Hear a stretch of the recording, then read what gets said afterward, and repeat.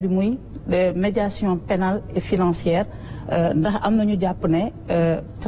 reddition des comptes bi mun nañ ko ci dugal ndax kat milliardaire ci prison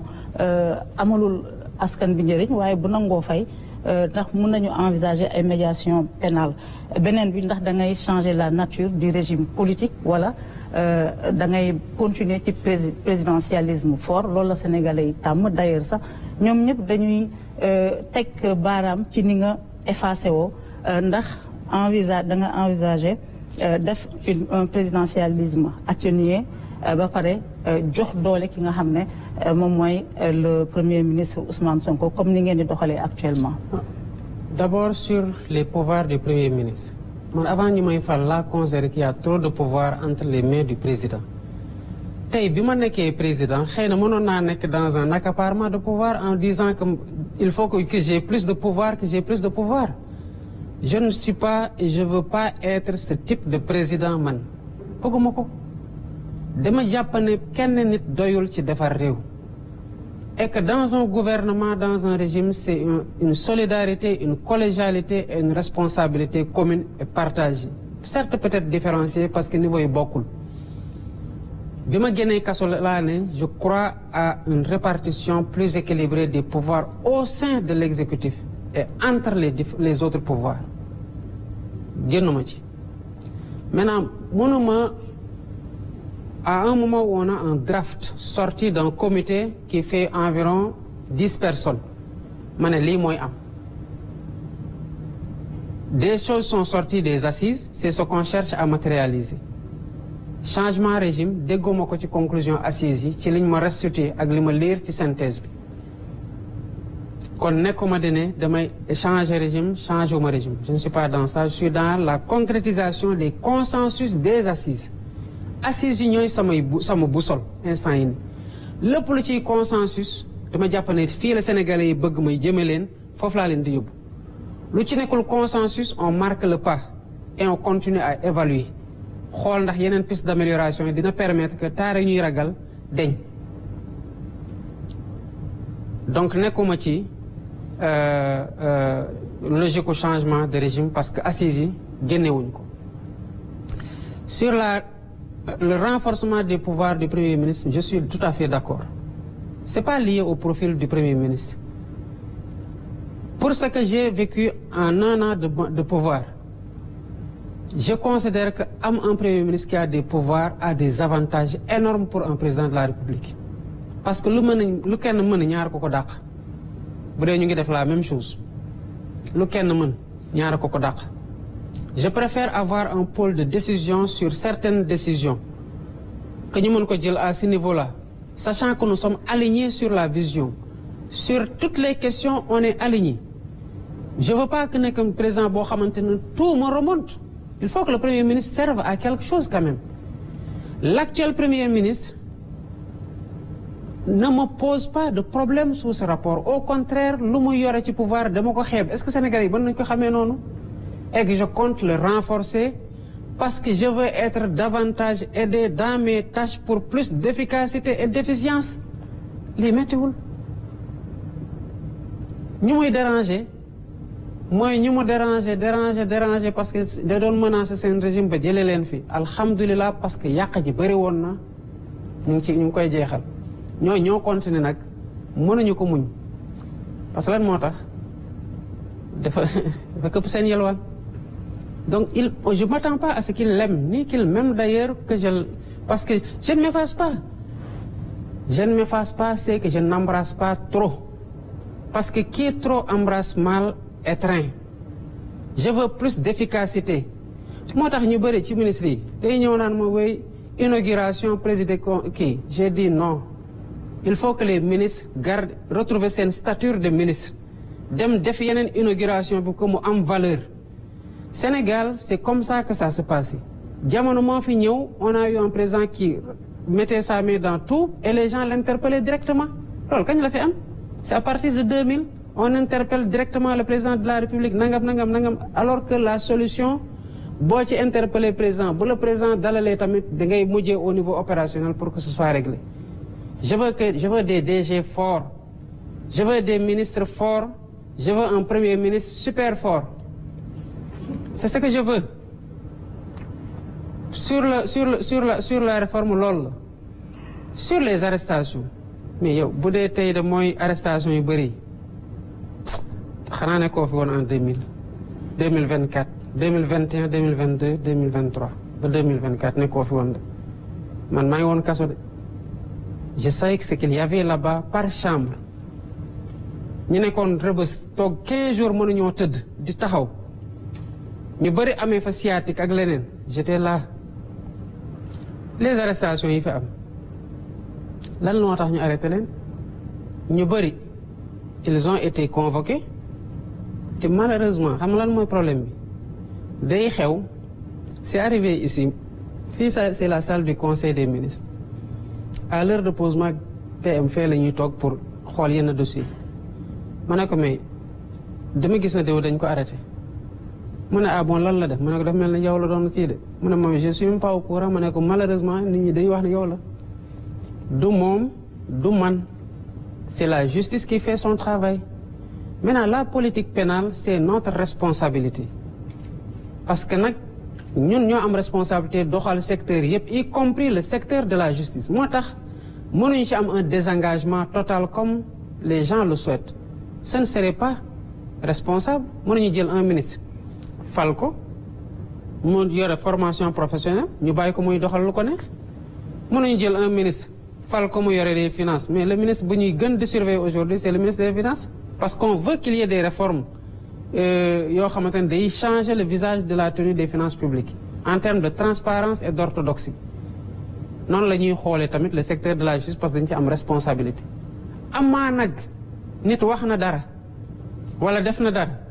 justice def enquête am à travers les canaux appropriés interpellé ñëw atte mais ñaata nit lañ fi bàyyi ñi ñu interpellé xoolal le ratio entre le nombre de personnes ñu arrête ñu interpellé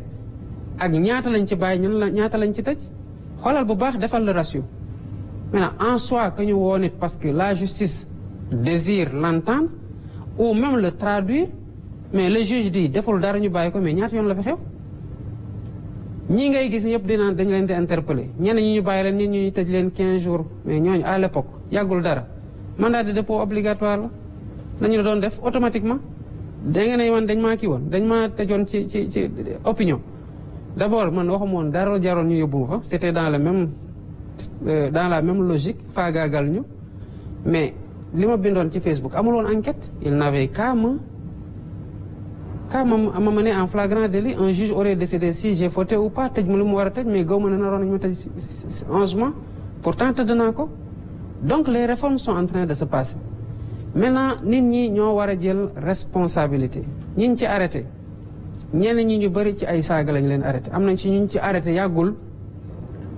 ils sont même pas dans la politique mais ku toog TikTok wala Facebook wala beneen réseau jàpp benn doomu aadama bu am waajur am ay rakk am ay mag am njaboot mais nekk gor ci biir réew mi nga di ko daggal saaga comme da nga am permis à insulter une personne parce que da nga ko jël en chasse ñu ne yoon du def liggéeyam parce que ñun sonoon nañu avant ñuy ñëw mais la justice ne va pas démissionner elle va faire son travail sur tout le monde nag tout le monde ñi fi nekk comme ñi fi nekkul ñi ànd ak ñun comme ñi àndut ak ñun te loolu mooy suñu promesse aux Sénégalais on va la tenir maintenant li may wax mooy politiciens yi dañuy def lu ne weng ñëpp a teg ci seen bët boo leen woowee ñu naan non règlement de compte politique médiation pénale mais soxna Maïmouna attention kaso warul nekk rek pour ñu ndóol ñi de lan mooy milliardaire bu nekk kaso yoon xamul milliardaire ak ku ndóol ak ku yelwaan yoon lu mu xam mooy aar boppam wàcc nga ma lii laa lay teg loolu kenn warul am ay milliards ba mu soustraire la ci médiation pénale du man maay décider day am wala du am les gens ont cautionné de la caution financière et de la caution matérielle le procureur considérait que caution matérielle c'est pas en nature c'est pas accepté et que li nit ñi cautionné en numéraire c'est faible mais bés bu ñu cautionné loo xamante ne procureur jàpp na ne que lii doy na le procureur va les laisser partir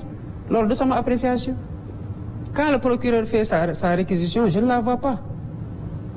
man au contraire man bu ñu waxee ne diw sangam mi ngi def média kii comment ça s'appelle cautionnement damay laaj ministre de la justice est-ce que am na légalement luy opposé wu à ce que ñu jox ko liberté provisoire xam nga lan laay déglu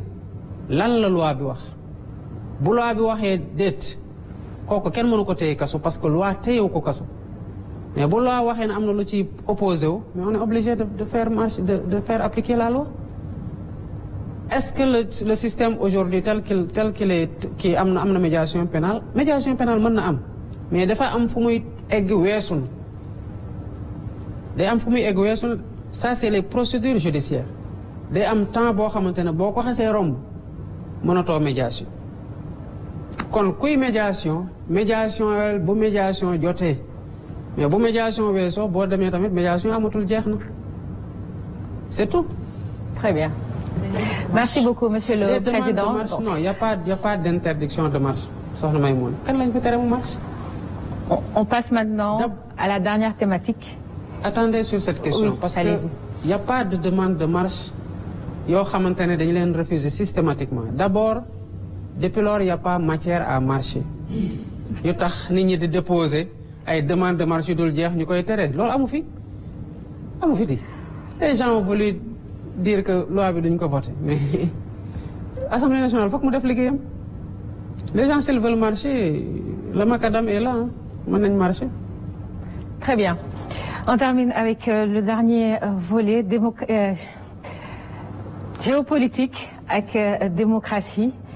Sidi Diop du Soleil, vous ouvrez le bal, mais s'il vous plaît, chers collègues, on a 10 minutes pour terminer. Allons droit au but. Mariama, je pense que j'ai toujours posé une seule question, hein? N'est-ce pas? Monsieur le Président, ci conseil des ministres bu mujj bi communiqué bi dañ ci jàng ngay soññ su gouvernement pour ñu liggéey ci restructurer le système de financement ak diversifier leen. alors bu ñu nee diversification rek man daf ma yóbbu un peu ci diplomatie économique sur la coopération bilatérale ñi la fi jiitu woon ku mel ni le président Abdoulaye Wade bi mu ñëwee au pouvoir am na lu mu fekkoon ay exclusivités yu mu fekkoon mais fexe na ba yëkkati exclusivité yooyu ubbi coopération yi est-ce que yow tey am na gis-gis wala am na plan boolal pour mën a multiplier les partenariats économiques. D'abord bunt yooyu depuis bu ñu ubbee ko tëjootewuñu c'est d'abord Sénégal aussi il faut restituer la vérité historique. Depuis Mamadou Dia déjà on s'était ouvert aux pays de l'Est. Je me rappelle très bien di ko dégg ci benn waxam muy naan mos na dem Union des républiques sociales soviétiques ñu nekk lu tax jaaroo France mu ne du tàggu buy dem feneen parce que le Sénégal est un pays souverain. Donc l'ouverture historiquement aussi ce que ça montre commence wala Wade. Wade là quand même assez élargi à beaucoup de pays gën ko renforcer. Mais même pour ce qui est des pays du Moyen-Orient, les relations entre le président Abdou Diouf et peut-être même avant lui avec l'Arabie Saoudite étaient très connues. Il y a maintenant un plus large éventail de partenaires, notamment demoon nañ vers l'Inde, vers le Brésil, en tout cas les pays du Sud. Aujourd'hui, on est dans le cadre de du renforcement de ces partenariats-là. Je prends le cas de la Chine où j'ai été à l'occasion du FOCAC. Fekk na sama prédécesseur était le président. J'ai pris la présidence à sa suite jusqu'au sommet du FOCAC bu amoon en Chine. J'ai enchaîné avec une visite d'État où il y a eu énormément de projets qui ont été signés et même un don sans contrepartie de 300 millions de yuan, environ 27 milliards. Et le partenariat continue parce que depuis 2016, ce partenariat-là a pris tellement une dimension qu'il a été considéré comme global, élevé au rang de global et stratégique. La Turquie, dem naa fa. Notre ambition aujourd'hui, c'est de porter les échanges à 1 milliard d'euros. Keroog rek semaine bi passée, j'ai pas communiqué, mais j'ai eu au téléphone le président Erdogan et il demandait à ce qu'on accélère les travaux de la grande commission